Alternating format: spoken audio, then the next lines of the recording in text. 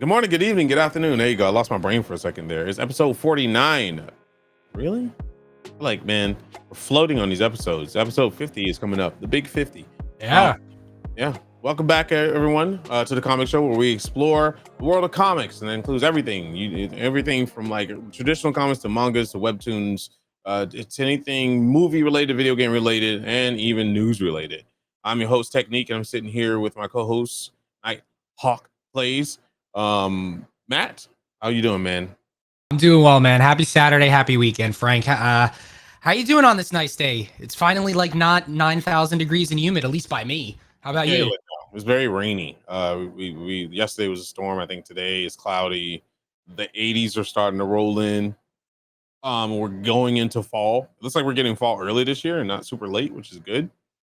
So I got the air conditioning blasting, not the the temporary air conditioning blasting, like 50 fans on with a $300 electric bill. But at the end of the day, Jesus. it's all about keeping cool because I can't live suffocated. No, it is way too hot outside. I feel like majority, if you didn't have to go outside this summer, no one did. This was one of the hottest summers that I can remember in a Mhm. long time. And I'm in New York. You're East Coast too. So we get the double. It's not only the heat, but it's also the humidity too, and that Yeah, sucks. New York sucks. Agreed. I can't Agreed. believe how hot it's hotter than it is in the southeast in New Yep. York. Like it's ridiculous, man. It's like a little bit of trees that's in the city is not helping. Yeah, it's The it's buildings make rough. it even more hot because the sun's reflecting off the glass and it's like slapping you in the face. It was horrible. But I mean, I love being there, but it was just hot. I could not believe how hot it was in New York. But anyway, yeah. So today on the show, we're gonna be covering a lot of topics. First, just gonna say now's the time to catch up on stuff. Thor is coming Yeah. out soon. There's a lot of stuff that you want to catch up on before the phases are coming in. Um, the next big thing that we got is Wakanda, I believe. I don't think there's anything. Um, yeah, I mean, movie wise, you're right, and we'll talk about Wakanda here in a little bit, right? That comes out in November. Hmm? But what do we have? We have in a couple of days, at least Disney Plus wise, we got a couple of things like you said. Thor: Love and Thunder. We think She-Hulk. they haven't officially announced it. We think Yeah. it'll come out in about 2 weeks. We got She-Hulk, which is Thursdays now, not Wednesdays anymore. They changed that, so it's not Yeah. actually this Wednesday; it's this Thursday. And then we can talk about Star Wars too with Andor, how they're coming out. They're coming out swinging day And one. I think Andor is going to be when is that on Fridays still? It's scheduled right now for Wednesdays, and Let's week see. one is 3 episodes, Yeah. Well, which they had which a ginormous like when they did 2 episodes of Obi-Wan, it was good.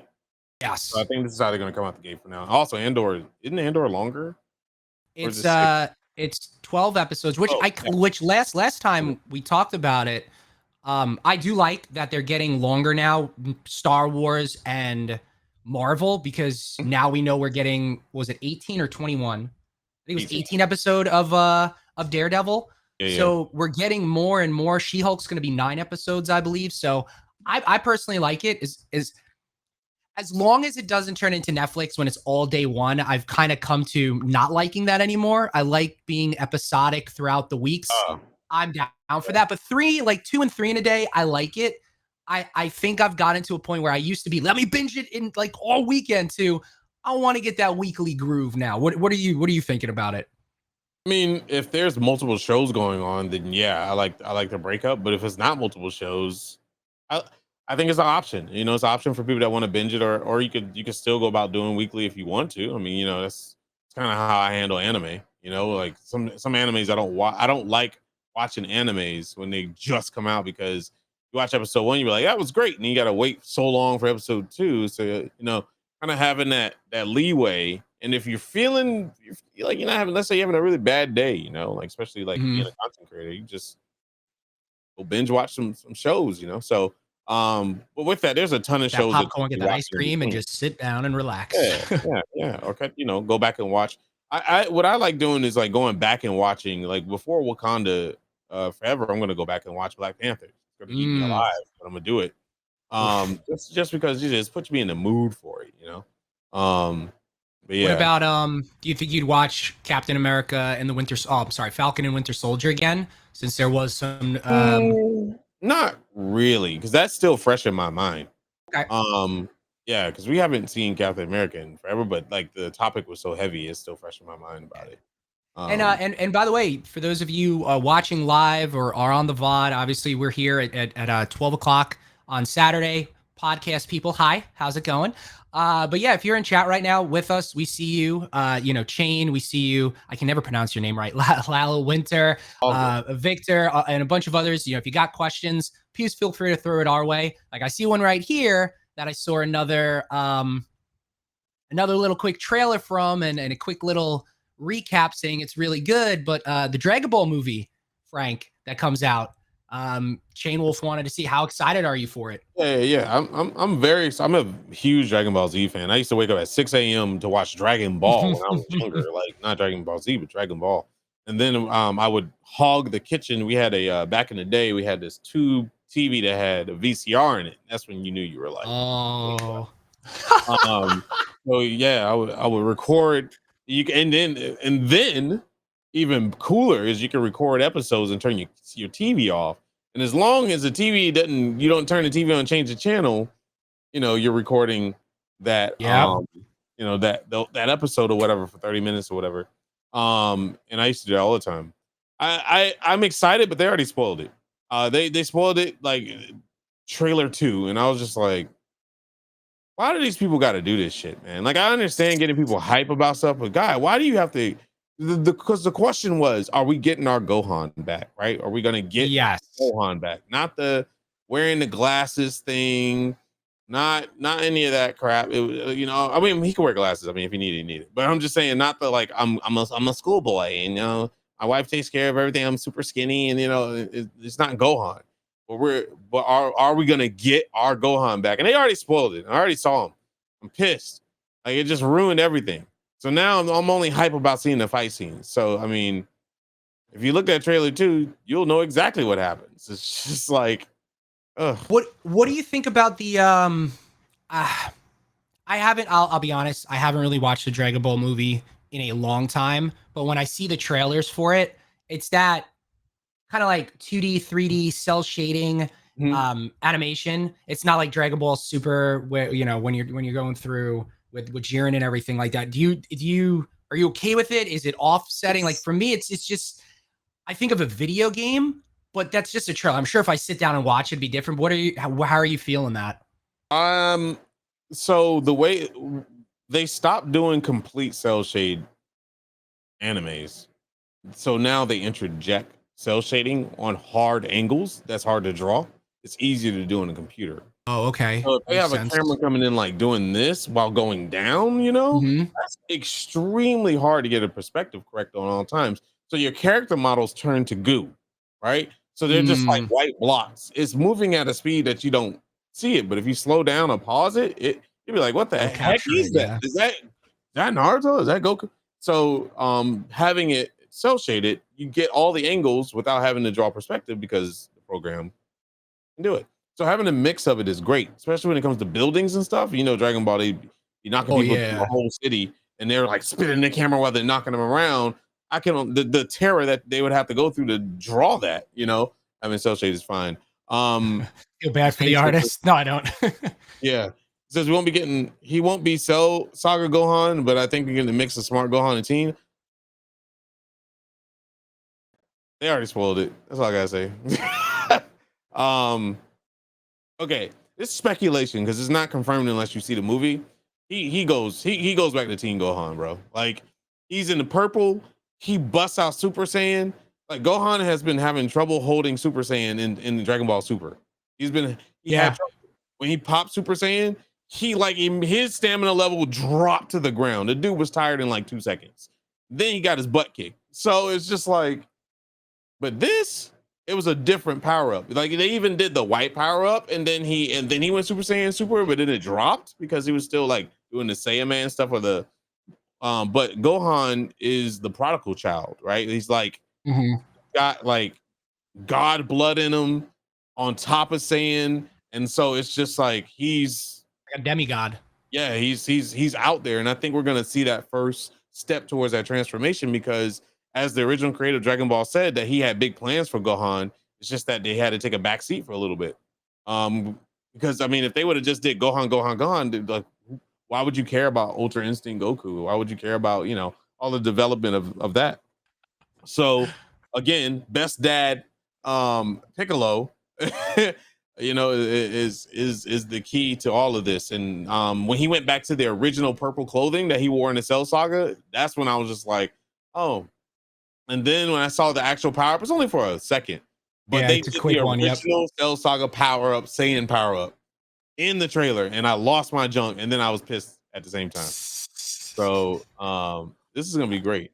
It's gonna be a fun one. I'm trying to think. It reminds me of like Gohan reminds me of a superhero who had like a Superman who. Well, it's not Saiyan Man. No. Well, not saying, but no, not it's you. like. Oh yeah. In chat, it's like a superhero, like a Superman. He got to this level. He was the god, right? And then he kind of just like sat back, and he didn't lose his powers. It kind of became dormant. And then when he tried to get it back in Dragon Ball Super, it wasn't really ready yet. And now it's that arc where it's okay. He's back now, and I'm trying. I feel like that happened. I'm sure it happened in comic books before, but that's like the parallel that I'm drawing. He had it. Yeah. He was here. He became married with kids. Bro, Gohan was astronomical powerful. Yeah. Yep. You're not supposed to be able to do a Kamehameha with one hand, by the way. I'm just gonna say. So he was astronomically like god level powerful, and went away because now I'm remembering it was because the threats went away. There was no threats. So they went a lot of years without threats. And GT we don't talk about because that was trash. But that's no longer a thing. Yeah, Gohan went immediately from Saiyaman from schoolboy to Saiyaman to Super Saiyan 2, I think, Gohan. And he had no training in between. He sparred with his dad a little bit, but he was over forcing himself. And even Gohan made like he said something towards it. He was like, you can't just do this and expect to, do anything. He was like, no, dad, I got it. He's like something to prove to his dad. And got his ass kicked. So this movie, he's got the Namek weights on, bro. Like now he's really training. Those things. I'll never forget the episode when Piccolo's fighting Gohan or something, or Goku. And Goku was like, hey, you're too slow. And Piccolo was like, yeet. And that thing was like, dong, shook the whole screen. I'll never forget that. So I'm very excited in that. I think we saw Krillin in this, man. Leave Krillin alone. That's all I gotta say. Just let him be. Retired police officer. That man don't need to be fighting in no tournaments anytime soon. Anyway, we'll talk about Dragon Ball Z when it comes out. That's out on the 16th, I believe. So I'm probably gonna go see it. I haven't bought my tickets yet or anything, but definitely want to go see it. I will be watching it. Dragon Ball Z. Yeah. You can watch it sub or dubbed. I grew up on Dragon Ball dub because they didn't do sub. On the 19th? Oh, maybe Friday. It makes sense. Sorry, I just saw it pop up. Yeah. I was gonna ask you, what do you prefer now? Because you watch a lot of anime, not just Dragon Ball. I know growing up, I was on, what was it? It was Cartoon Network, and it was Toonami, right? That's when I watched it. Yeah, and it was all English, right? Mm-hmm. Then when I got a little older, like where we are today, I kind of like watching it subbed. I still like it dubbed in some instances because I'm lazy. But what are you like? Where are you at as far as like preference wise? Do you not care? Or is it you get what you take, or take what you get? Oh, okay. Yes. Let's hear Frank. Old school. Okay, so old school dubbing wasn't bad because old school dubbing wasn't American actors trying to be Japanese. Okay, it was just American actors reading it in their own voice. That's why Dragon Ball and Dragon Ball Z was so good. Now, many years later, the worst iteration of dub was Naruto. And man, it was like they were trying, it's like they used Google Translate to try to translate everything into a script, and it was horrible. Every time Naruto says Databayo, it doesn't mean anything. It's literally just something that you add to the end of the sentence. It's like saying des at the end of a sentence, No, Boku da Frente. Oh, You know, he's like really? Boku wa Naruto databayo. It's just like, and it's just an added thing on the end. It's like a period, so to speak.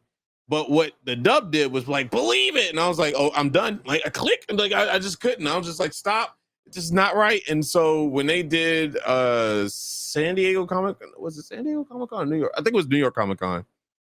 Or no, it was Anime Expo, maybe. And they had the panel and they had the original Naruto voice actress, and she was on they both were on digital, I believe, during this thing, and they had them side by side.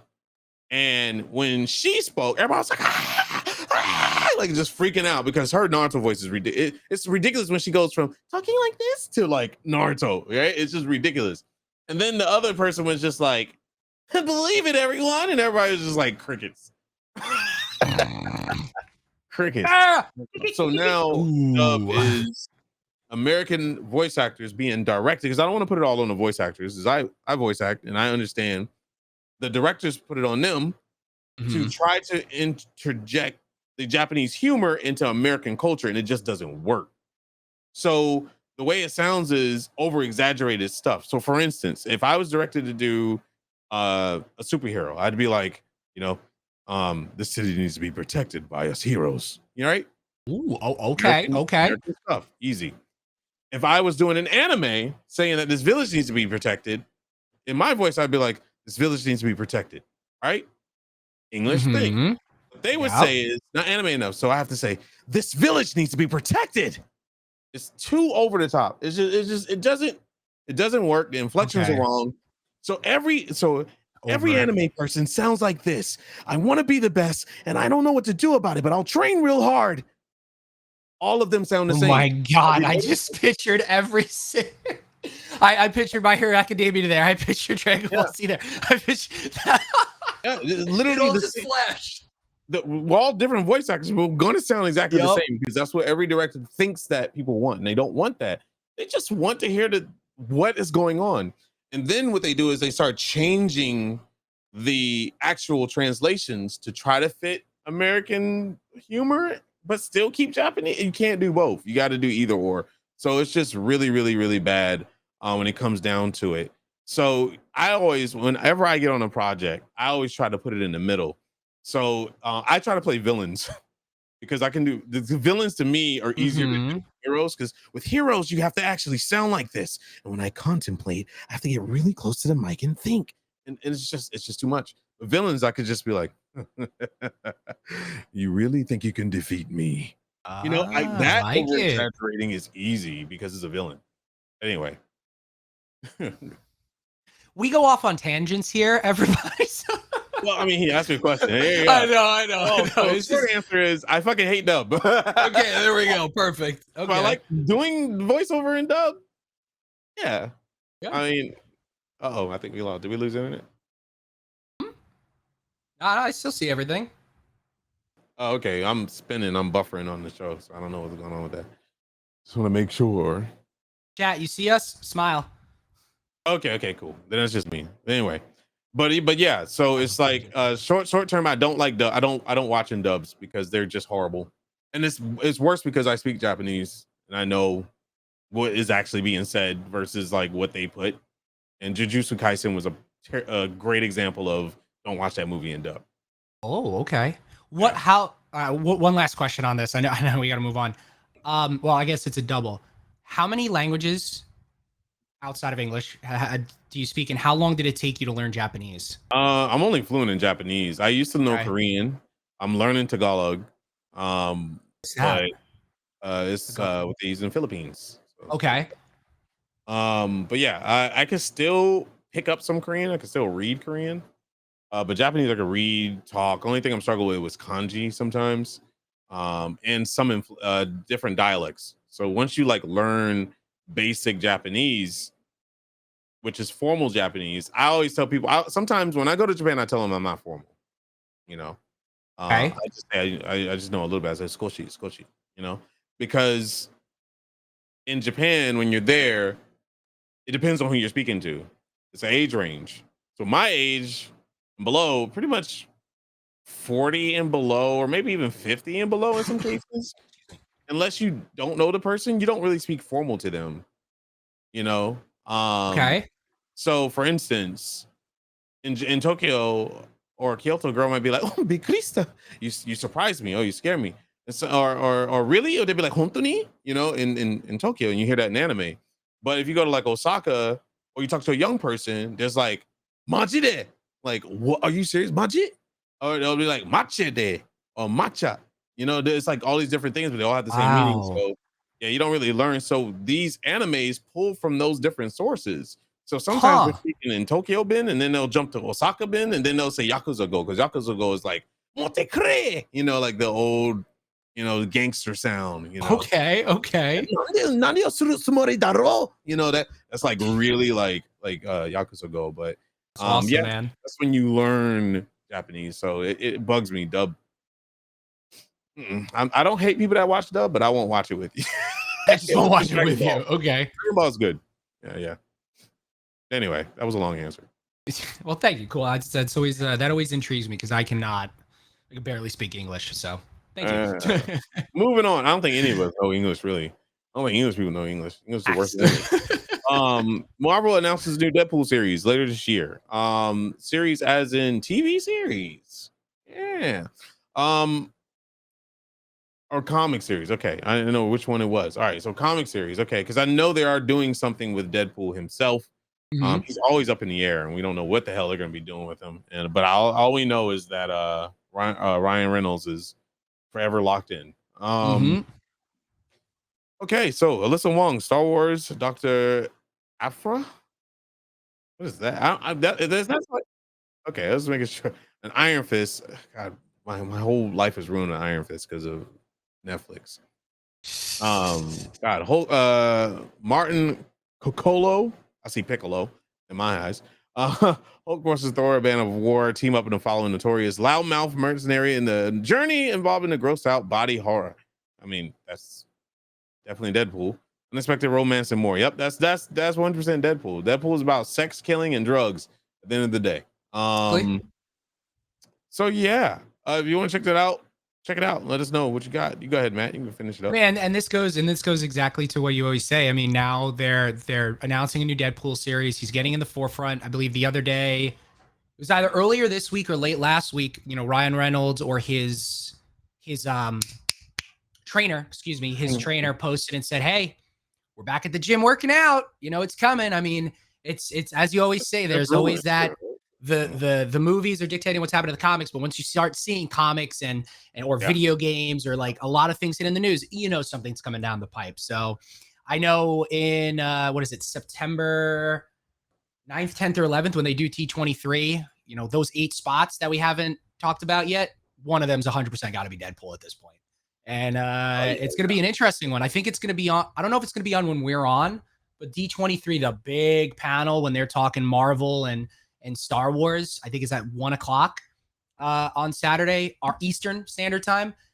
We're going to hear a lot more stuff. I mean, San Diego Comic-Con, he chose violence, Faihi, and I think he's going to choose violence again at T23. There's a lot to be said by that. It's just like just because they announced those are gigantic milestone shows that they announced, you know. Mhm. It wasn't like the in between. There's always in betweens.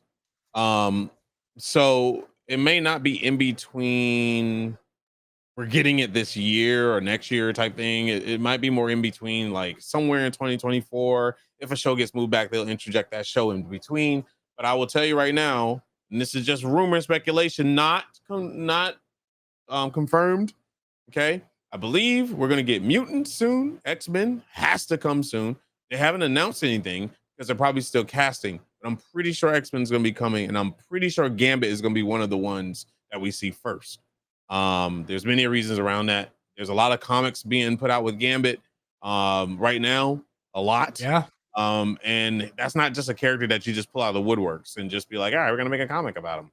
You know, so it's if it was Wolverine, Cyclops, Jean Grey, you know, the normies, then I would say no, just kind of like don't bat an eye. But Gambit just randomly getting all this heat right now, we might be seeing a Gambit. And that I think if Marvel does that, they're just putting icing on the cake at that point. They have zero competition right now. And that would just I think that would just pull a whole bunch of X-Men users to the forefront. because they were like, oh my god, it's not an origin story. Oh my gosh, it's not about Professor X, Jean Grey, Cyclops, or Wolverine. It's Gambit. You know, maybe we'll see the beginnings of Gambit. And that would be, I would love an origin story of Gambit because he is so represented in the comics. And he had a hard life as a kid too. So what do you think about them possibly not calling them the X-Men right away? I don't know if it's going to be an origin story or not, but it's kind of being said that they're going to be calling them the Mutants, which is kind of scary because of the movie The Mutants. I hope that changes, but they're not going to be like X-Men right away. So we may actually somewhat get an origin story of the X-Men. Where are you on that one? Because if we're going to see, what is it?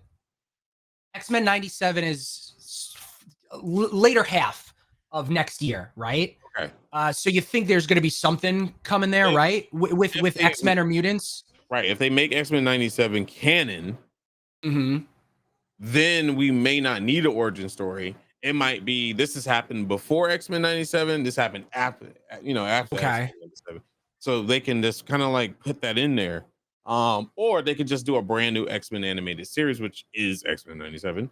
And just put that on Disney Plus, which they didn't do an origin story with Spider-Man, and that worked out very well. Right. Well, so why not? But if you think about it, if you just think about moviegoers and not us, the nerds, right? Yeah. We've already had the one iteration of X-Men, and then we got the first class X-Men. So it's like we already know these characters. Like whether like my wife, for instance, she has. Hi, Oliver. Yeah. I'm sorry. Hold on 1 second. I just got scared by myself. Yeah. Yes. You guys are gonna eat lunch now? And PT. Okay, go have fun with mommy when she does that. Okay, I love you. Sorry. You just scared me. It's like that the children of the corn out the corner of my eye. Yeah. I think Kevin Feige and team are done with origin stories. They said Fantastic Four would not be an origin story. There was that. So they cut out Spider-Man and cut out that. They're gonna more than likely cut out Daredevil origin story. So it's I mean, I'm fine with it. We've already seen all these movies, and I don't think you really need an origin story if you really sell the characters very well. You know, people might ask the question, how did this person get their powers? And you can resort to the TTRPG method of flashbacks and just have flashbacks and call that an origin. They kind of did that with Spider-Man, where I mean, they didn't do an actual visual flashback, but they did talk about it. Man, how did you get your powers? I got bit by a spider, dude. Yeah, that was good. That was good enough. I bit by a spider. It was great. You know. Just keep on trying to grab this mute really quick. That's all good. Yeah. So Deadpool series, great. I'm into it. Deadpool needs to find his way in the MCU. So I mean, the official MCU find his way in. Rumors are that he's going to be in, I believe, She-Hulk. There are a lot of rumors. Yeah, there's a lot of rumors swirling where the directors and writers have been saying, "Oh, you saw Daredevil. Oh, you saw Abomination." That's just the starting point. Like, there's supposed to be a lot of cameos and a lot of talk. I mean, actually, this is the first time. I mean, I watch trailer breakdowns and everything, but they have a comic book in the background of not Knight Rider, Ghost Rider, Johnny Blaze. So it's like they're hinting at a bunch of different things. And my son had way too much caffeine today. It's all good, man. Wish I had that energy, man. Yeah, right. Yeah. They honestly they need something for She-Hulk. I don't know if I'm excited about She-Hulk. I'm intrigued for it. I'm intrigued for it because it's different. And like all the trailers, this is a lawyer show. Like if they're gonna go like old school Daredevil and it hits it, I'm in. Yeah. I love the actress because I know what she can do. She played in what was that show called, chat? When she played like six different people, but it was like they're all clones. Orphan I know it's on the BBC one. Yeah, I think it's Orphan Black. Yep. Yeah, Orphan Black, which is you guys should watch it. She's incredible. Incredible show. Yeah. she like acts against herself, and so it's just wild. Very, very, very good. I'll never forget it. Sister, I'll never forget it. But yeah, definitely excited for her. But I don't think there's enough meat and potatoes for She-Hulk right now to stand on. She's already got backlash because it got pushed back. And people are worried about it. Also, the Avengers thing, the game and all that stuff. A lot of people don't like the fact that Bruce Banner and Hulk are one. Granted, that came from a comic book, everybody. That's not just made up in MCU. Like that is an actual possibility that happened in one of the comic universes to where he does do that. It's But it's Professor Hulk. That's that whole story yeah. arc, right? Where Mhm, he mhm. Bruce Banner. But if you watch the end of Shang-Chi, and if you watch these trailers, something's gonna happen where he splits again, where it's gonna be a transformation. Now, when he transforms, is it just gonna be the Hulk or is it still Professor Hulk? I don't know. I like that better than this. It's still weird just seeing the Hulk on screen talking as Bruce Banner, but that's just me. It's weird. Yeah. Um, It'd be nice if they split, but yeah. they still have that relationship to where, it's not a conflict. Mhm. It's like Yeah, okay, like Hulk, let's do this. no. Yeah. Yeah. And Wong is in it. I'm not gonna break it down because I don't want to spoil it, but Wong is in it. We finally I'm so happy for him because like he's a great character and a great actor. And I'm glad they didn't one and done him.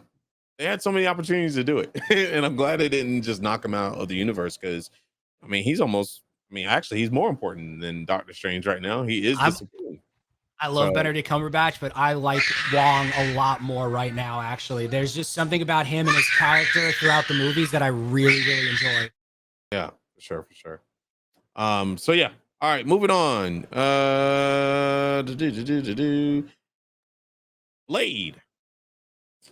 Um, and Blade, I saw a picture, but I immediately got away from it because I saw Muhammad, right? Mashallah Ali, Mashallah right? I Ali. think that's how you Yes, pronounce it. Mashallah Ali. Yes, yes, yes, yes. Sorry. I saw Mashallah Ali in like a glimpse of him in the outfit, and I was just like, oh no, no, no. And I Really? yeah. I don't know if it was fake or real, but I didn't want to look at it. I didn't want to see it. I didn't want to post it. Um, but good news is that Ruth Carter, the diva herself, like she is. I watched the behind the scenes. I believe she did Spider-Man as well. I watched her behind the scenes, but she definitely worked on Black Panther. And she was designing the outfit. She was explaining like Captain America and Spider-Man and all these different like outfits and how much stuff went into actual design and like how she actually sits there sometimes and stitches and like does all this stuff. Ooh.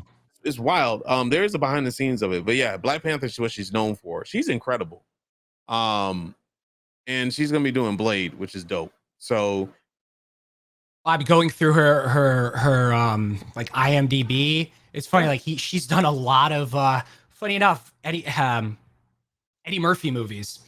Mhm. Coming to America too. I was just like going through. I'm like, oh, these are a lot of Eddie Murphy movies, but it looks like I want to say, oh, she did Old Boy. Okay, yeah, Black Oh Panther boy, what's up? 2, Old Boy. Yeah, she did Doctor Doolittle. I mean, that's something different, but yeah, she's done a lot of things. She's been in this for a while, and if you look at these movies, it's like, oh yeah, this makes sense. These are really good movies. I mean, Yeah, costume wise, like I remember it, The Great White Hype, Amistad. Oh man, yep. Daddy It's her. Daycare? Question mark.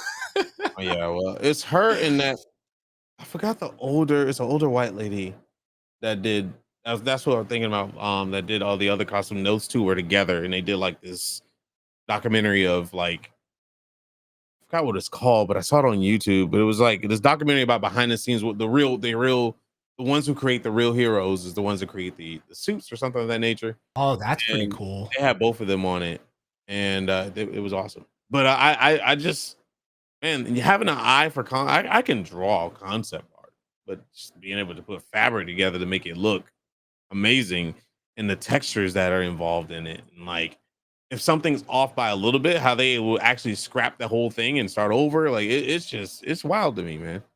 Yeah. And then you have to think about the amount of energy that has to go into that because these people have to move to these suits through a whole like hour, 2 hour, 3 hour session. And what they do is they don't just make one suit. There's many. Oh I yeah. mean, Spider-Man had at least I think they went through 75 different suits in Spider-Man, depending on the scene, because some of them are made for action shots, the ones that don't have the removable mask, and some of them with Mhm. the removable mask are made for like, social shots. And there's some with zippers we could pee in, or something there ain't, and um Tom Holland Zendaya? and Zendaya would always comment in these things that she was like so worried when he had to be in an action suit because there was no air holes hardly. You could just only take off the eyes, and there was like they had little pins, that they prick. They could get some breathing, but it ain't much. And she was worried that he was going to puke on himself and suffocate because there was just no way out the suit. You had to like get some people to help you out the suit. So it's interesting. Just, Yeah, like you think and you think about like superhero costume throughout the years. I mean, really the first two that we saw was, or at least I remember seeing in the forefront of entertainment where, Christopher Reeve's Superman, which is like, a thinly lined onesie, and then you had Michael Keaton's Batman, which was like a pleather or whatever you want to call it, and you couldn't move your neck. And now you got superhero characters doing Spider-Man flips and turns, and it's not just one suit anymore. It's like you said, you got like, on top of, you got 5 suits, but you got like 30 of each one of those 5 suits for like an action scene, a CGI scene. It's crazy how far it's come. And when you think of Elwood's put up in there, the Iron Man suits. You look at yeah. Iron Man 1, how they did that, which was actually funny enough. A lot of it was practical, which was Yeah. crazy to think about, to where they're doing it today. It's just a mocap. it's wild. Yeah, now it's just straight mocap everything. Same as But Spider-Man. Spider-Man is just mocap. yeah. Which is great because it's a lot easier on them. But like Spider-Man, I'll just say 1 and 2, as in like Homecoming and Far From Mhm. Home. Yeah, he was like, I mean, Zendaya, like she kept saying, like she kept telling him to like take breaks and breathe, but he was just so excited to be in the suit and jumping around, like he just wouldn't stop. And she's like, when you take the suit off, it looked like somebody just threw water all over him. It was just wild. But yeah, the mocap thing I like and I don't like. I'm glad that they're mixing it up. I can definitely see mocap, but when he's in the Iron Spider suit, I don't know if we can call it Iron Spider, but anyway, when he's in the MCU version of the Iron Spider suit, you could tell it's 100% mocap, obviously.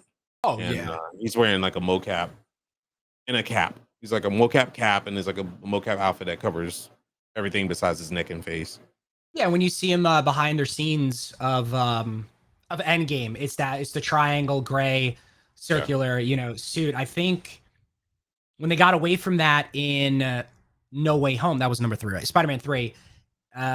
The suit he wore at the, not the end, but the end of the film with the other two Oh, characters, I was just the modern tech one, I yeah. forgot what they called it. That was an actual suit. I mean, there was a obviously CGI version too, but there was an actual suit for that he wore, and that was a cool suit. I really like that one. I like the end of the movie suit, man. Oh That yeah, because that's classic royal OG. blue and red, man. That shit Ah, is godlike. I can't wait, and I know he's feeling good because that stuff is supposed to be really lightweight on him. yeah, So I can't wait to see where they're. I think I'm mostly. I mean, obviously, Wakanda Forever is like my hype meter is through the yeah. roof.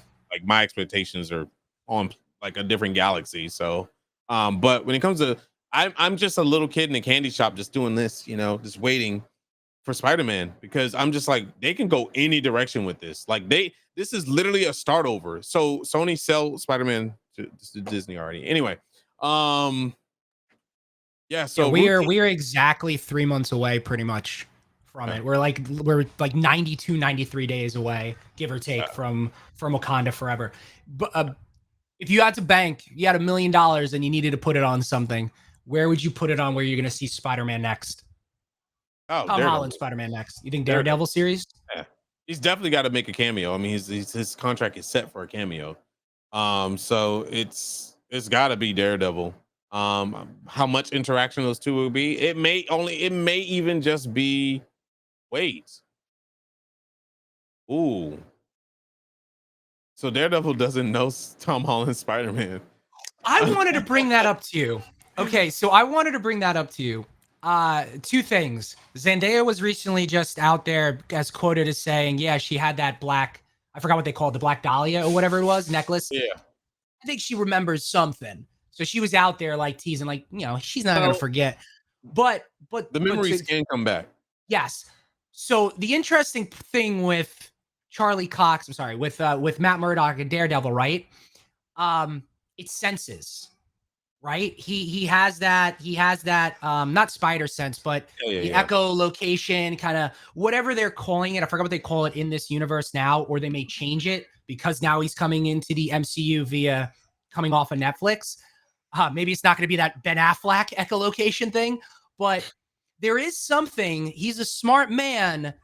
There is something there where there could be that familiarity there, where he's like, Spider-Man comes in and it's like, this sense I've sensed before. Maybe may not know Peter Parker is Spider-Man, but that sense is there. No, so you mean like no Spider-Man? Because he knows Spider-Man. Everyone knows. No one knows Peter Parker. Yeah, no one knows Peter Parker, right? He's a memory. But I guess the sense, and he knows Spider-Man was around. Okay, so I guess that maybe puts a whole thing. Yeah. Say, do we know each other? Like, yeah. It didn't even Zendaya. Yeah. Wait. But I guess if they bunk into each other on the street, right? No, like him and Happy bumped into each other at Aunt May's at the end of it, right? Like there's got to be. He's a ghost. Yeah. So I don't think Daredevil had a relationship enough with Aunt May to visit her grave. I just think that Peter Parker's moved to Hell's Kitchen in a small little ass apartment, or maybe not Hell's Kitchen, but he moved. Where is he right now? Is he in Manhattan? He's close to the Rockefeller tree, right? That's the Rockefeller tree. Yeah. That's what he was swinging by at the end. Okay. So yeah. There's got to be a reason. To your point, there's got to be a reason that Kevin Feige said during San Diego Comic-Con and everything that Spider-Man, that Daredevil and Spider-Man are going to be our ground level heroes of the MCU. Right, there's a reason he said that. Our ground level villain is Kingpin. Yeah. All the other people are doing all the celestial shit and that's going on in the world. Kingpin is going to have his. I mean, Kingpin is really upset right now. He's pissed. He's just I'm not strong enough. I have no family. Everyone's turned on me. No more Mr. Nice Guy. I'm going Kingpin. Did he hasn't even announced himself as Kingpin, I don't think. No, I think it's always his name, isn't it? Well, what is his name? Jesus. I'm literally drawing a blank right now. Hold on. Yeah, Wilson Fisk. Yes. Wilson Fisk. Yeah. They always say Fisk. That's it. In the MCU, they always say Fisk. And yeah, sorry. Like my tongue is leaking out of my brain right now because I just got a lot going on. Yeah, they always call him Fisk in the MCU. So he hasn't labeled himself Kingpin yet. So that's the moment we're all waiting for, I think. Is like when he labels himself classic big white suit, and he's getting bigger. So we know what's happening. So I think that's when we're gonna just like throw it down. Wilson Fisk turns Kingpin. And maybe that in Spider-Man, Kingpin is literally the thing in between Daredevil and Spider-Man. Like I think Kingpin or Fisk is gonna become so powerful that they're gonna have to probably even team up at some point.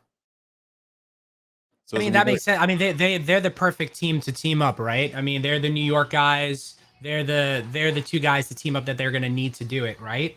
To go against Fisk, because it's the perfect pair. I mean, Fisk or Kingpin, excuse me. Look at the Spider-Man games that have recently come out. Look at Spider-Man Into the Spider-Verse. It was all Fisk. It was all Kingpin. So if they're going to do that story arc and do Kingpin right, which there has been a photo posted of D'Onofrio as Kingpin, he looks even better than he did, in my opinion, than when we last saw him and in Daredevil on Netflix.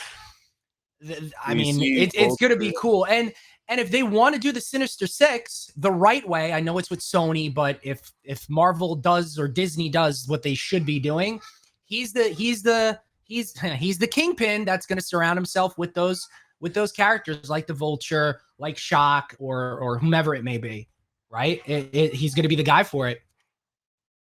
Yeah. It's gonna be interesting. Vulture. I don't know if Vulture's gonna team up with Kingpin in this, unless he makes it worth his while for his family. So that's the way to get to the Vulture, MCU Vulture, is to go through his family. And I think Kingpin or Wilson Fisk will be that guy who results to violence as a last result, but tries to manipulate and control everyone. So yeah, but the Vulture protects he doesn't. Oh, actually, never mind. He doesn't know Peter Parker. So yeah, he might. He does know his situation in jail. He knows Spider-Man. And since he doesn't know Peter, does he remember Peter saving him? Does he remember Spider-Man saving him? This is, I don't know how they're gonna do this. That's the problem with memory wipes. It's like, all these questions, like, it's really weird how they did the memory. If they did the memory like nobody knows Spider-Man, nobody knows Peter Parker, okay, that's easy. But now they said everyone knows Spider-Man, of Spider-Man, knows who Spider-Man is, but they don't know who's under the mask. I don't know. It's gonna be interesting how they're gonna do it. Well, it's not just under the mask, wasn't it? No one will know Peter Parker. I think that wasn't. It wasn't that Peter Parker is Spider-Man. I think no one knows who Peter Parker is. Yeah, he has to like reestablish that he's Peter Parker. Like Peter Parker was never born essentially. Like that's what it came to. Not that he was never born, but is there no birth certificates, or is there no? It's a memory wipe. They don't just. This is the issue with that in time travel, man. It's so hard. Well, it's also Doctor Strange magic, so we don't know if his magic actually burned up everything. Like, is his license? Can he drive anyone? Like, so it's just like, can he register? He definitely can't go to college because he has no history of going to school. Like, how does he get a job? How does he own his? So it's really interesting how they do that. I almost feel like it would have been better if they said no one will know Peter Parker as Spider-Man. That would have been better for me. So it's interesting. I don't know. Well, that's an interesting point too. Tech, is this like your guy, tech guru? There is always this symbiote that was left behind in the after credit scene. The symbiote will know him, which opens up the Eddie Brock storyline. But then that goes back to, he doesn't necessarily know Peter Parker, but he knows Spider-Man through the universe because it's a hive mind throughout the universes, the symbiote. And what would be interesting, there would be a perfect spot for that to really happen. And that's going to be 3 years down the pipe, because I believe that's where the origin is. Isn't the symbiote origin from Secret Wars? Yes. And I mean, right now people are already like making posters of Tom Holland with the black suit, which makes a lot of sense. I mean, and I tried ways to argue it, and I was like, it lines up too perfect. It's literally we're establishing Young Avengers. We're going to revisit the stories that made people scream, and that's the origin story of the symbiote meeting Spider-Man and that relationship that they have, and not make it go away within 30 minutes. That it actually has some solid grounds. Question is, are they going to go Eddie Brock or are they going to go Jameson on this? So Eddie Brock is Tom Hardy, right? That's that Venom universe. In Sony universe, did they establish anyone, Eddie Brock, or no? They didn't establish Jameson or either one in this universe, right? Right, but Peter isn't on adult level. Peter, I mean, he just got there, so he's probably going to work to college. He's got to pay rent, so he's going to do Daily Bugle, introduce himself as Peter Parker, Daily Bugle. Jameson is there. Jameson doesn't know that Peter Parker is Spider-Man, so this is a perfect setup. Spider-Man will take pictures of Spider-Man and give it and sell it to the Bugle, and then pay his bills like every other Peter Parker's have done. Eddie Brock will probably be met through the Bugle, the Daily Bugle, if they do that, or they can go with Jameson's son and do Agent. I don't know. So it's just kind of like up there. I don't know. Eddie Brock was Topher Grace. Yeah, it was Eddie Brock there. Yeah. but then you have Agent Venom, which is more Yeah. new that's out there. But then again, in the movies, you have Venom with Eddie Brock. It's going to be interesting if they're going to separate themselves and do Jameson, or they could do Eddie Brock as Agent Venom in this universe and kind of combine them, right? I hope not. I think that would just cause too much issues. I think the whole point There's a clear separation. right. I mean, the whole symbiote changes when it's with, Eddie Brock versus, yeah. So it makes more sense for the Daily Bugle thing to run through because Venom, Tom Hardy Venom doesn't exist in this universe, which is great, thank goodness. So they can go that whole arc, but now we have to know love interest. Will Zendaya reprise her role as a love interest? Will there be somebody else? Will there be a Gwen Stacy in this universe? Will they push away Gwen Stacy and bring in he was in love with a Puerto Rican girl? Forgot her name. I think her name was Michelle, actually, funny enough, just like Zendaya's character. But then I you have also the got answer. The answer is Black Cat. I was just Black about Cat. to say that. I was I was literally like, just about to say Black that. Cat. They had a real spicy ass relationship, and that'll be the grown up relationship that we need. So yeah, Black Cat. Yeah. Oh my God. So yeah, Felicia Hardy, Gwen Stacy, MJ. MJ's already there. And most of the time when you hear Gwen Stacy, it's later, right? It's never been like high. It's always been either Gwen like Stacy was first before everyone in the original. Really? Yeah. I guess it depends on if you're doing spectacular or amazing, but Gwen Stacy was like the first one. And but everyone in modern day took the comic books and flipped it on his head and made it MJ. Both die. Every woman who touches dies. But sounds about right. Yeah. Gwen was the original. She got dropped off of the bridge. She drowned. By Goblin, I believe. It was the original comic book. Man. Yep. And then again, who else drowned? MJ drowned and then God. and it's just wild. But anyway, there is no such thing as death in comic books. Death is dead. No. That's the only thing that's real. Yeah. Even Peter Parker died in the comics and came back. But he's the one that killed it. It is what it is. So I make sure to say that. We spend so much time on that. Anyway, let's move on to next. Teenage Mutant Ninja Turtles. Okay. I got it.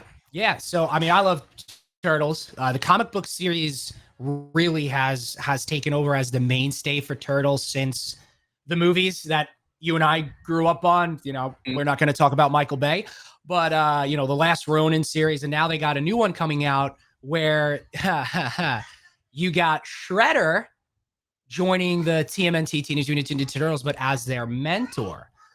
So the brief little bullet points here is, in fact, the former villain has cast aside his past as Shredder and now goes by his birth name, Oroku Saki. In his early life as Saki, he was the, what is it?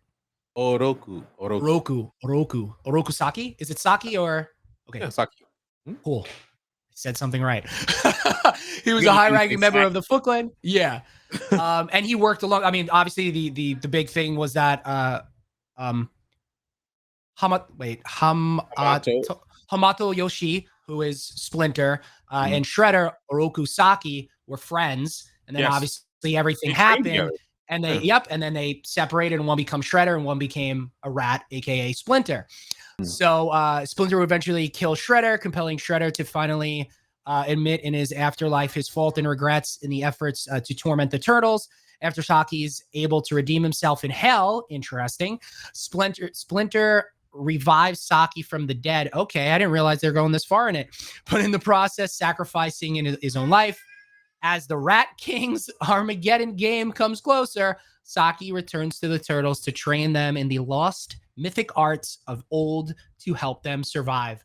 I mean, they're definitely going a little right field with some of this stuff, but it's cool hearing that Shredder is going to be helping the Turtles and teach them a different way.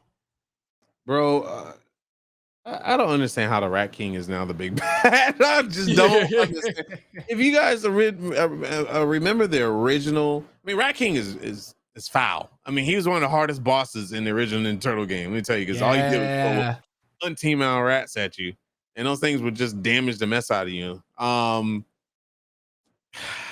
It's just very interesting that they chose Rat King of all people.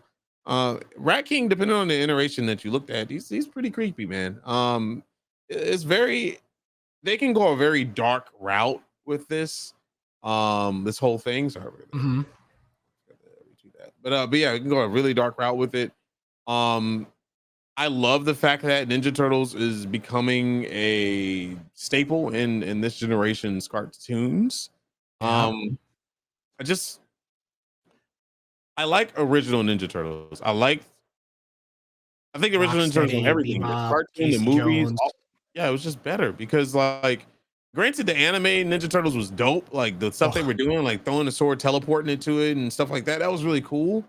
But I feel like it just misses that essence of where it originally was. Um you don't believe that Ninja Turtles shouldn't be so dark? Hmm. there's a level to it. Because if you Yeah. if you if you go back and look at the movies that we were on with the guys in suits, that was kind of dark what they were doing, and like Rocksteady and Bebop, that was not Yeah. PG. Like that story was a little bit, I don't want to say mature, but it was definitely like a harder PG-13 in some instances. Like Yeah. the things that we've gotten though with like Michael Bay, and now we're gonna get this cartoon by Seth Rogen. It's very, very, very, very kiddie, and I think there should be like a nice little medium there between them both. Mm, I would say mm. like you want to talk about dark, Last Ronin. Now that's a good series. That's a really good series, but it is very dark, and but it's a one-off story. Yeah. Yeah, I mean, I don't know. I guess I agree to an extent. I mean, it's Teenage Mutant Ninja Turtles at the end of the day. Yeah. Um, I don't know. They took that IP and split it into so many different directions. It kind of makes me wonder. Um, should I be excited or should I not? Like those are the questions Mm. I ask. I think Ninja Turtles is actually one of those things where I kind of wish they vaulted. Man, it's like there's certain cartoons, that I just kind of be like, yo, it was great in its prime. And I think now it's time to just let it go. It's like Power Rangers, man. It's like, my God. Uh, we watched the dude grow up on that show and now he's a dang grandfather. It's like, goodness gracious. I mean, Power Rangers can we have? But I get it. I get it. Some series just last forever.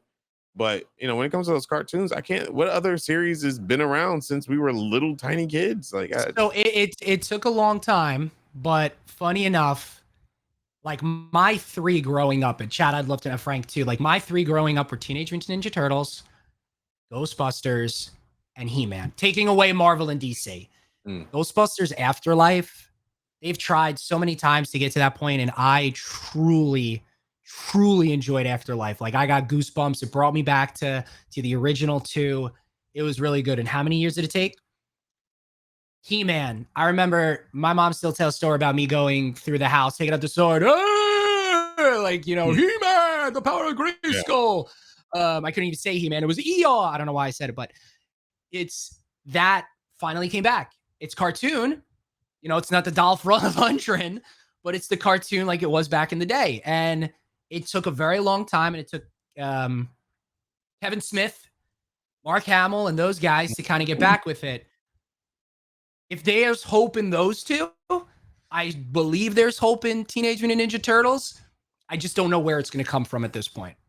yeah. I just don't see myself being like, oh my God, Ninja Turtles, I want to go see it. Even though I had every Ninja Turtle toy there was, like, and I'm still a huge fan. I had a lot of fun playing the game that just came out, Yes. or the remaster, and I Mhm. loved it because it was like, oh, dude, this is arcade fun. This is what I live for. Because it wasn't changing it. It was just bringing it back and giving us some graphics so we can actually see what's going on. Um, uh, I'll argue something that's probably unpopular. So Ninja Turtles was definitely my number one.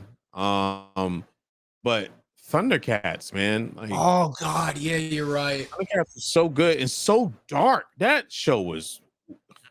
You go back and watch Thundercats now, you'll be like, I watched this as a kid. Like, did we know what the meaning was behind this? I really want to see a great, yeah. I really want to see a good live action Thundercats. I think they can pull off a live action really easily with Thundercats. Do you remember, like, this is when, like, the 56K modems back in the day were really good. Do you remember seeing the fan-made trailers with Vin Diesel as Panther, Brad Pitt as oh my god, what the hell is it? The main character. Why am I drawing a blank on him right now? Lionel, excuse me. I know, yeah. Like Lionel. those gave me like hope.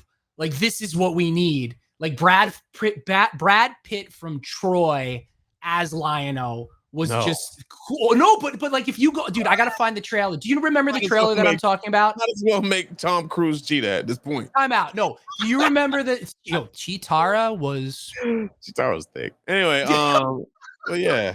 No, but do you remember that trailer that I'm talking about or no? I know what you're talking about. Dude, that I trailer. was sitting there doing this the whole time. No way, dude. That trailer was so good. Anytime somebody says live action back in the day, they used to always put those people there. If they got a bald head, it's got to be Vin Diesel. I'm just like, nah, man. Nah. Okay. We got to bring this together like family, all right? I know, get that. We family, Lionel. Yeah. What you family you in? No.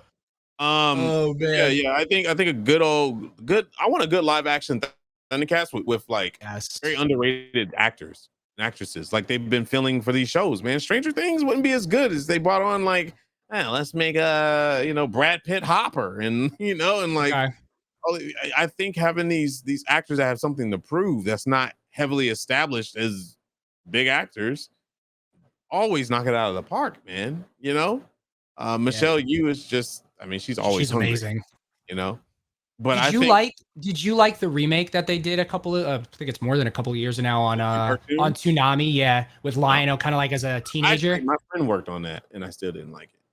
I just think it was just, again, they were going with the trend. Anime was popping, it was high, so they just jumped on it. And I'm not saying that it should have been animated by Studio Mir or someone like that, or Trigger, or someone that's like really known, or even like people that does Avatar would have been lit. But it's just some things don't have to be anime. You could do DC does a great job bridging the gap between anime and Western style cartoons and making it work. It's like these companies have these big time investors sitting at the top of the board and they're like, we got to have cartoons. All right, great. This is our vision. Nope.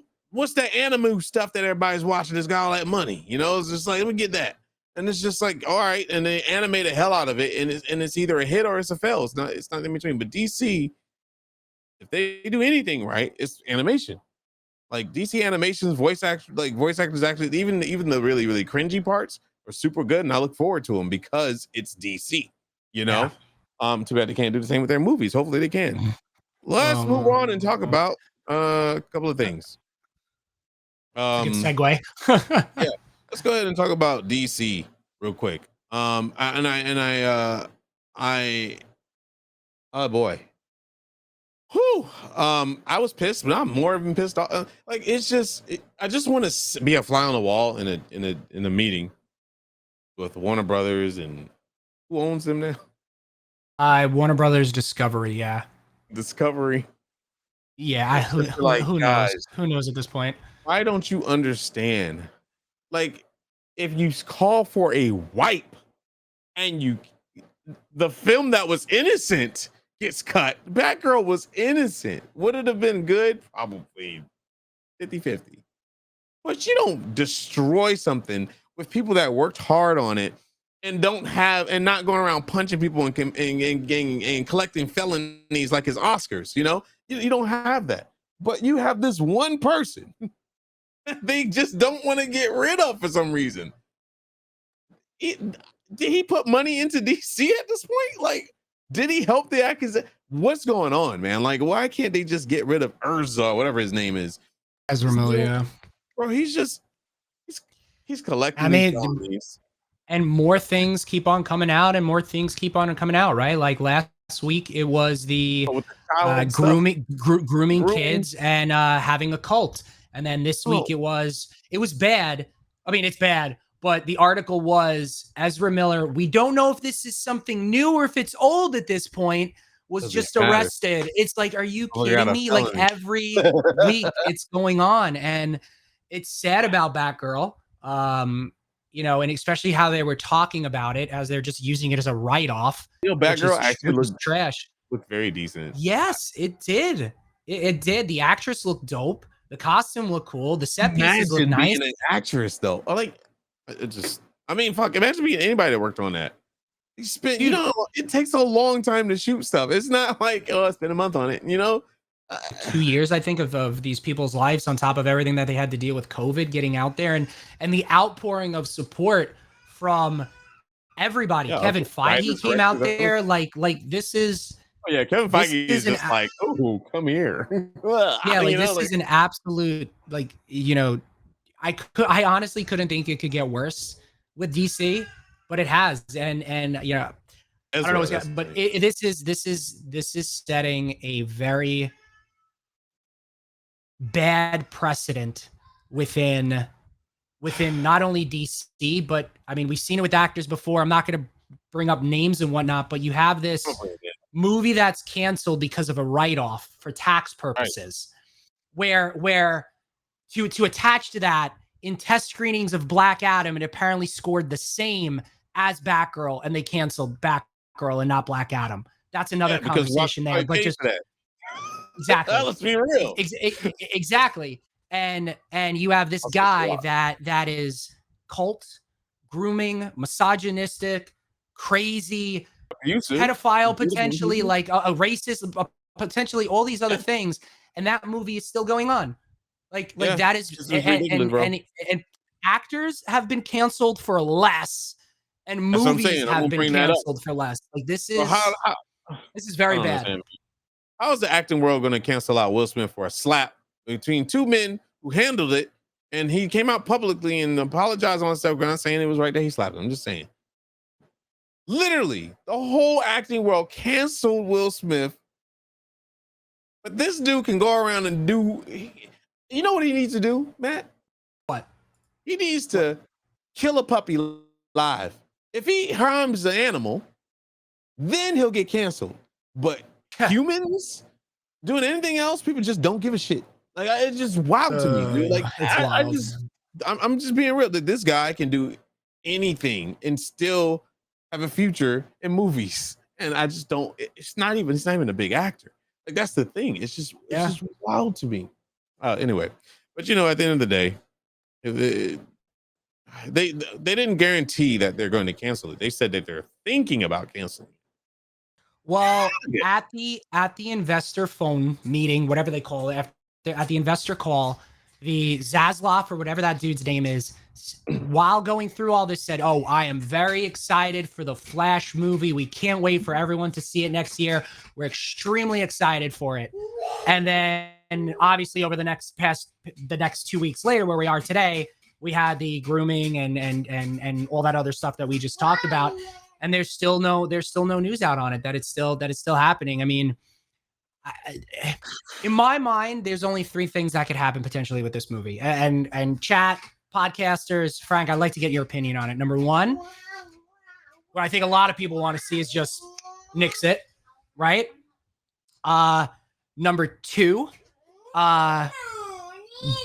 keep it as is, but put a post-credit scene onto it where Ezra Miller kind of passes the torch off or something like that to another one so they can keep on going with it because he's already in the DCU. Or where they just completely reshoot it and add even more money into it, but it's already at a $300 movie at this point. I can't think of something else right now because they can't cut him out. He's playing 2 characters in the film. I mean, they can always just replace his ass with the old boy from the show.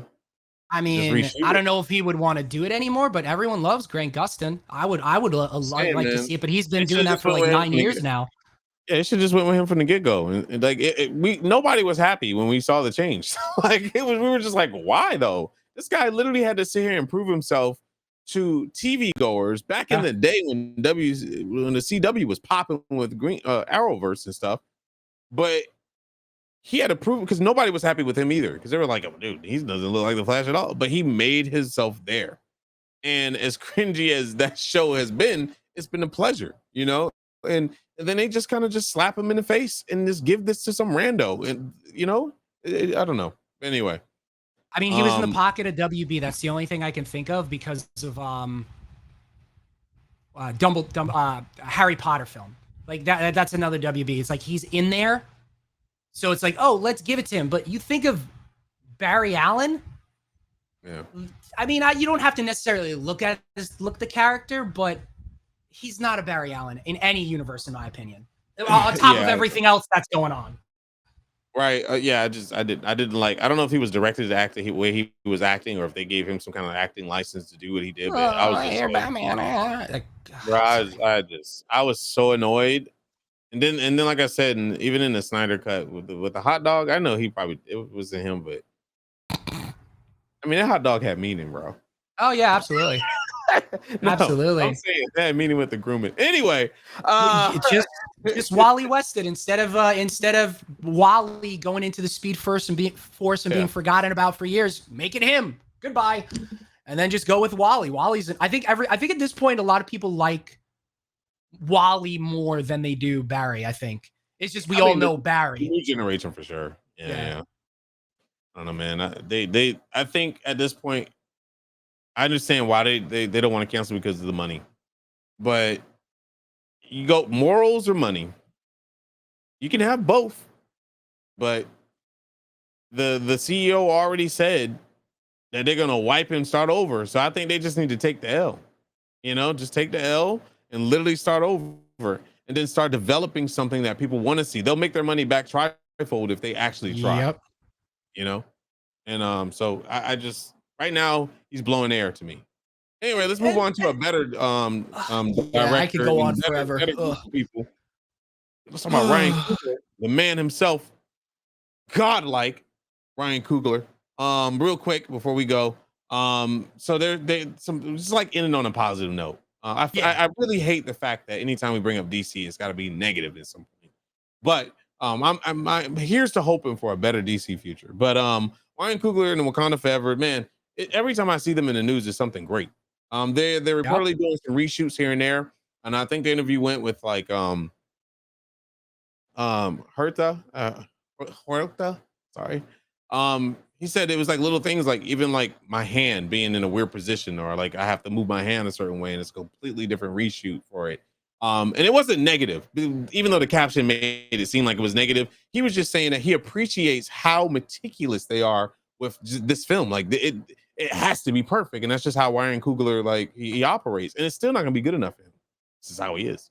So I'm very, very, very excited to see that film. It's just every time they bring it in the news, I try not to look, but I'm just like, oh my god, fanboy, and because I just Angela Bassett and just so many, I don't know, just so many great people in there, and everyone looks good. Wakanda Forever is a thirst trap. If anybody ever seen it, if you thirsty, make sure you drink plenty of water before seeing this film. You're gonna walk out even more thirsty. Because I'm gonna tell you, we thought that Black Panther was good. This one looks like it's just on a different plane of existence good. So I'm super excited. Can't wait to discuss that one. I mean, that trailer is going to go down as not only the best Marvel trailer, but in my opinion, I can't remember seeing like, and you know how big of a Superman and Batman fan, like that trailer got me. Like that was the best trailer I think I've ever seen of anything, period. And if that's going to be the tone of the film, like I know how invested you are in it, and how you're gonna be emotional. I know I'm gonna be emotional too. It's gonna be wild, and for seeing the reaction after the panel, going back to this from Comic-Con, and everyone being so excited, and this character having a little bit different of a backstory to it, and it's actually the first. Oh my God, is it Latin American or Spanish? I apologize, but like that's the first. It's the first in Marvel and DC. Like this is the first superhero period portrayed on screen of that race. It is. I remember a couple of people. I remember a couple. Let's just say major role. Yeah, major role. And then going back and now going, okay, let's make this even more perfect. That's awesome. Marvel is doing right in every way possible. It's wild. You know what has been doing right for them is handing the money over to the director and say, make magic happen, baby. That's it. Like literally, they give money to Ryan Coogler, way more money than he asked for, by the way. And Ryan Coogler's like, all right, we're taking a trip to Africa. Let's go. And then they go back to the roots and they spend time with people and they learn. You can look at the backstory of Black Panther 1 and how they just literally hiked up a mountain with a tribe and just chilled. Went to a barbecue with them and chilled. And like Ryan was like, you hear Africa, you just thinking this, people might think ignorantly and think it's people dancing around a bonfire or something. But he was like, man, we don't even know these people. They invited us to their house. They're having a barbecue. Like the women was on one side of the house, the men was on the other side of the house doing barbecue and games. The women were just gossiping and having fun doing hair. He's like, man, this took me back to my childhood in Oakland, man. Like, this is wild. This is like being home, and he explained like how the watermelon is like one of the sacred fruits because it not only nourishes you, it quenches your thirst and your hunger, like all this stuff. He was like, man, I never even thought about this. And like those are things that I think if a lot of directors and a lot of anybody's just trying to make a movie just immerses themselves in a culture or just immerse themselves in an environment, it makes magic happen. I'm just happy that people is gonna love Black people for a month other than Black History Month. Let's just be real. Everybody, man. There's so many people buying dashikis and. Oh my gosh! Do you think? I remember, when you went to the theater, was it that type of theatrical in the crowd with people getting dressed up and everything? Oh yeah, 100%. Do you think it's gonna? Bro. Do you think like it's gonna be again for this, or is this gonna be even different?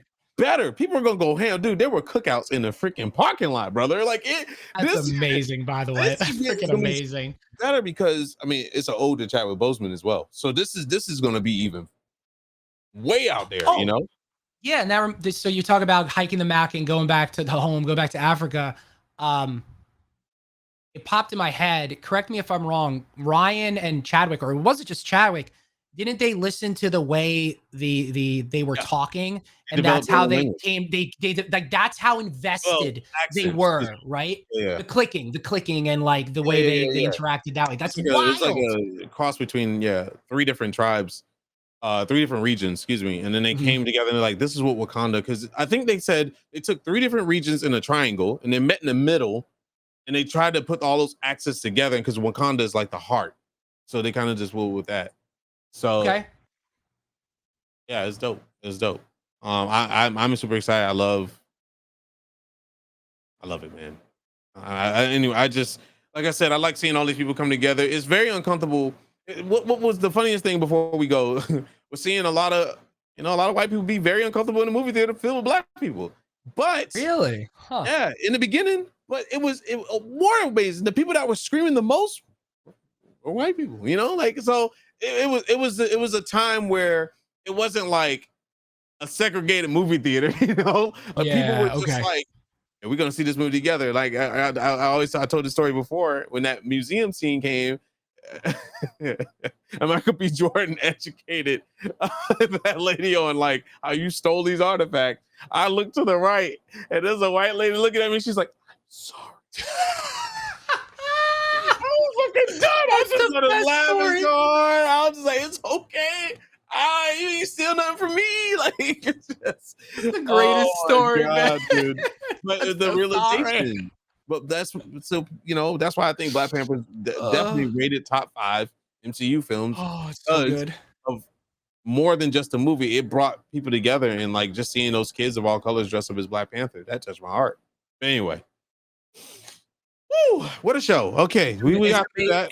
It's amazing how these movies are no longer just comic and nerd movies. It's transcending. It's culture. It's everyday life now. You think of the speech from Falcon and Winter Soldier. Obviously, everything with Black Panther and now Wakanda Forever. They're going deeper into that. Like it's as a white guy talking about it's beautiful to see that. And as a white man, I can't even imagine me saying it's beautiful. I can't even imagine how amazing it is for every one of those nationalities and everything like that. So that's it's past that. Africa even went up in like total visitors visited at that like during that time because people were just so interested and intrigued, to see how Africa really was because a lot of people just don't know. A lot of people just think that it's just huts and shit, like But anyway, it's Ignorance. really awesome, man. I'm excited. I can't wait. Like I said, I just can't wait for people to celebrate Black culture for at least another month. You know, until the movie goes out to the digital, and you know they go about it their way any other way. But you're always gonna have you're always gonna have your mad folk. You know, because I already saw the what about White Panther? I was like, bro, we out, we're done. Snow Leopard, okay, we're done. You got White Tiger. What else do you want anyway?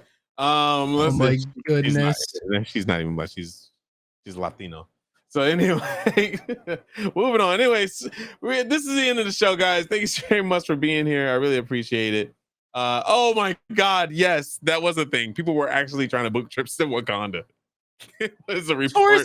So where is there was a report out that actually showed people calling in to an airline to ask for that. That is they actually had to have a recording say that Wakanda does not exist. Like, I remember that. I can't. Oh my God, I remember that. Anyway, I mean, I would love for Wakanda to exist. You kidding me? But anyway, guys, thank you so very much for joining us for the show. If you enjoyed the show, please tell your friends, family, folks. Follow us on the Twitters at The Comics Show. Follow us on TikTok at The Comics Show, and follow us on everywhere, YouTube, you name it. Just type in The Comics Show. If it pops up and you see a chocolatey man and a vanilla man, just go ahead and click on that and hit accept. Let's go. It's always a pleasure having you guys here. We're gonna talk about something. We're changing times coming up soon. We're gonna move. We got a phase 2. Not only is a visual thing, is everything. So I'm going to discuss real quick with you that we had a meeting, and we understand that the fact of doing the show once a week on this channel will never be affiliated, will never be partnered, because you got to do more shows doing that. So Twitch is not our forefront when it comes to giving you guys content. Granted, this is where you would come to see us live.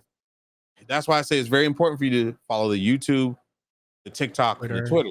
Mm-hmm. Because we're going to be moving the show to 3 p.m. Eastern, I believe. Yes. Well, what is that a confirm from you? Yes, correct. Okay, 3 p.m. Eastern. Yeah, I got to make sure the real boss said okay. Bi-weekly. It's not going to be every week. Reason being is not only am I busy, we'll have more content to talk about bi-weekly. Sometimes doing these shows weekly, we just kind of couch sit and talk about random stuff.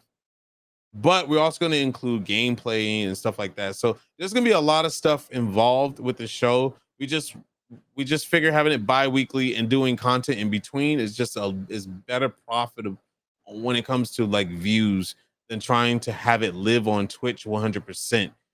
Because Twitch has rules and regulations. You can't, even though we have the numbers to get affiliated, they're not going to give it to us. Because you have to meet a certain requirement. So bi-weekly, starting next week, there will be no show. We'll see you on the next Saturday, and it'll be at 3 p.m. Eastern. Okay. Maybe on our offline screen, Mr. Producer, we can like actually type up, put on there like see you bi-weekly and have a schedule or whatever like that for each month, and we just change it and upload it. That way people know if they come by the show. I think it's going to be a better way of doing it. Yeah. So like as Frank said, we're not going to have a show next week, but we will be back the following week here on Twitch at 3 p.m. Eastern Standard Time at the Comic Show. However, over the next 2-ish weeks, make sure you check us out on the Twitter at the Comic Show, our TikTok, as well as our YouTube, and the Rare Drop YouTube as well. And we're going to be putting out, content and pieces throughout the week to kind of stay up there. And then when we get back here bi-weekly, we got a bunch of things to talk about. And especially when shows come out, it also gives us and you time to watch it, so we can talk about something a little bit, in the forefront, instead of, okay, we're not going to talk about that next week. So it's this is phase 2. This is it now, and we're diversifying, which is what you got to do today in this realm. Yeah, for sure. But that doesn't mean there's gonna be content in between as well. So you got to keep your eyes out. And this is a good way to drive you guys to our different sources. So if you want homework, go watch The Day Shift. It's out today. Yesterday it came out. Day Shift has Jamie Foxx, Snoop Dogg in it, and Dave Franco. As well. It's gonna be really good. It's comic booky. I think there might even be a comic book coming out about it. They're pretty much vampire hunters in the modern day, and vampire hunters. You know, if you have anything with Jamie Foxx in it, it's gonna be funny. Snoop Dogg's hilarious as well, and Dave Franco always plays a skittish person. So think of it as a good Morbius film. okay. Anyway, all right. So it's definitely better than that. I can tell by the commercials. Anyway, guys, thank you so much for joining us today. My name is Frank. Yes, we at twitch.tv/technique, twitter.com/technique TV. And yeah, I'll be playing some Rumbleverse and Tower of Fantasy and some Star Citizens. Pretty much what my content is going to be circling around. Maybe some Code of Lamb here and there. Matt, what about you? My name's Matt, aka Nighthawk Plays, spelled with a Z. That is everywhere here on Twitch. Twitter, Instagram, TikTok, around the world. Nighthawk Plays. Stream, during the week as well, starting at 8 a.m. Eastern Standard Time. We're going to be playing some Rumbleverse as well. If you want to team up, Frank, that game is having so much fun playing that game. But yeah, we're going to be playing some Rumbleverse, opening up some Pokemon cards, and having a good time out there. And He Said Day Shift on Netflix. If you haven't yet, check out The Sandman. The Sandman. It is #1 in 87 countries right now as well on Netflix. You want a good story that's Neil Gaiman. It's really good. That would be my homework too if you haven't yet. But I'm definitely gonna watch that. That was shot beautifully too. I just saw one scene. I was like, what? Movie really quality. Yes, all right. Exactly. All right, guys. Thanks very much for joining us. We'll see you on the next time on the mix. Make sure you are here not next Saturday, but the Saturday after at 3 p.m. Eastern. And if you missed it, you always got the VODs to watch, and we'll upload them as well. All right. See you later, podcasters. Thank you for supporting us, and as always, we don't forget about you. We got some special stuff coming your way as well. So peace out and have a good one, guys. See you later. Enjoy your Saturday.